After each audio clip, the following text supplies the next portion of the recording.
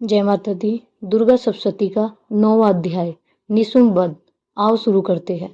राजन ने कहा, हे महर्षि राज, आपने रक्त बीज के वध से संबंध रखने वाला वृत्तांत मुझे सुनाया। अब मैं रक्त बीज के मरने के पश्चात क्रोध में भरे हुए शुंभ व निशुंभ जो कुछ कर्म किया वह सुनना चाहता हूँ। महर्षि मेघ ने कहा, रक्त बीज के मारे जाने पर शुंभ और निशुंभ को बड़ा क्रोध आया और अपनी बहुत बड़ी सेना पर इस प्रकार सर्वनाश होते देख शुंभ देवी पर आक्रमण करने के लिए दौड़ा। इसके साथ बहुत से बड़े बड़े असुर देवी को मारने के लिए दौड़े और महाकर्मी शुंभ अपनी सेना सहित चंडिका को मारने के लिए बढ़ा। फिर शुंभ और निशुंभ का देवी पर घोर युद्ध होने लगा और दोनों असुर इस प्रकार देवी पर बाण फेंकने लगे जैसे मेघों से वर्षा हो रही है। उन दोनों के चलाए हुए बाणों को देवी ने अपने बाणों से काट डाला। अपने शस्त्रों की वर्षा से उन दैत्यों को चोट पहुंचाई। निशुंभ ने तीक्ष्ण तलवार और चमकती हुई ढाल लेकर देवी के सिंह पर आक्रमण किया। अपने वाहन को चोट पहुंचती हुई देख देवी ने अपने सुप्र नामक बाण से निशुंभ की तलवार व ढाल दोनों को ही काट डाला। तलवार और ढाल कट जाने पर निशुंभ ने देवी पर शक्ति से प्रहार किया। देवी ने अपने चक्र से उसके 2 टुकड़े कर दिए।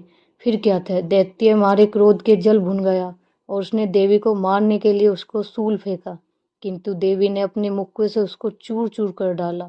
फिर उसने देवी पर गदा से प्रहार किया। देवी ने त्रिशूल से गदा को भस्म कर डाला।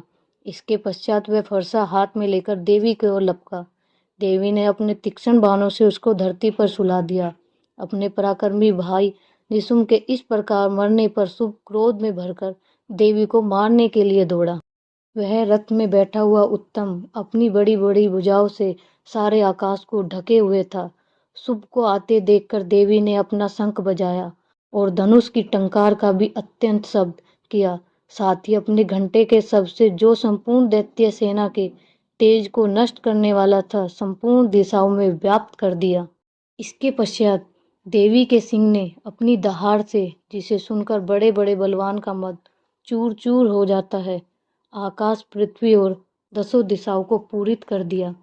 फिर आकाश में उछलकर काली ने अपने दांतों तथा हाथों को पृथ्वी पर पटका। उसका ऐसा करने से ऐसा शब्द हुआ जिससे कि उससे पहले सारे शब्द शांत हो गए हैं। इसके पश्चात शिवदूती ने असुर के लिए भय उत्पन्न करने वाला ठास किया, जिसे सुनकर दैत्य थर उठे। शुंभ को बड़ा क्रोध आया।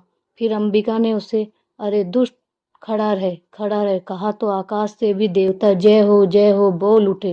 हमने वहां आकर ज्वालाओं से युक्त एक अत्यंत भयंकर शक्ति छोड़ी, जिसे आते देखकर देवी ने अपने मोहुल नामक शक्ति से काट डाला। हे राजन, फिर शुंभ के सिंहनाद से तीनों लोक व्याप्त हो गए।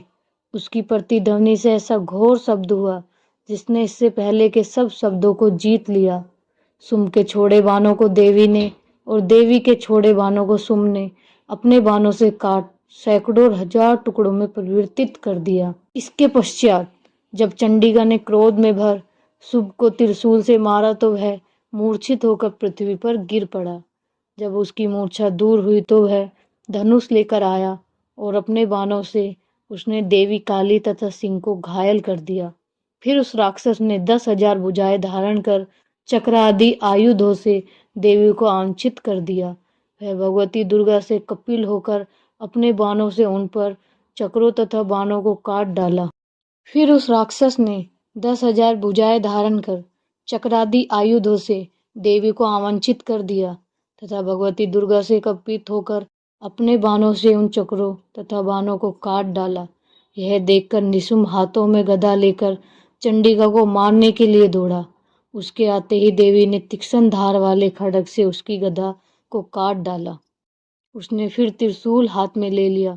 देवताओं को दुखी करने वाले निशुंभ त्रिशूल हाथ में लिए हुए आता देख चंडिका ने अपने शूल से उसकी छाती पर प्रहार किया और उसकी छाती को चीर डाला। शूल विदीर्ण हो जाने पर उसकी छाती में से एक जैसा ही महापराक्रमी दैत्य ठहर जा कहता हुआ निकला। उसको देखकर देवी ने बड़ी जोर से ठाक लगाया। अभी वह निकलने भी न पाया था कि उसका सिर तलवार से काट डाला। सिर के कटने के साथ ही वह पृथ्वी पर गिर पड़ा। तदंतर सिंह धाड़ धाड़ कर असुरों का भक्षण करने लगा। और काली शिव दूती भी राक्षसों का रक्त पीने लगी। कौमारी की शक्ति से कितने ही महादैत्य नष्ट हो गए। ब्रह्मन जी के कमंडल के जल से कितने ही असुर समाप्त हो गए। कई दैत्य मारे गए, कई भाग गए, कितने ही काली शिवदूती और सिंह ने भक्षण कर लिए। 10वां अध्याय सुनने के लिए मेरे चैनल को लाइक, शेयर एंड सब्सक्राइब करें।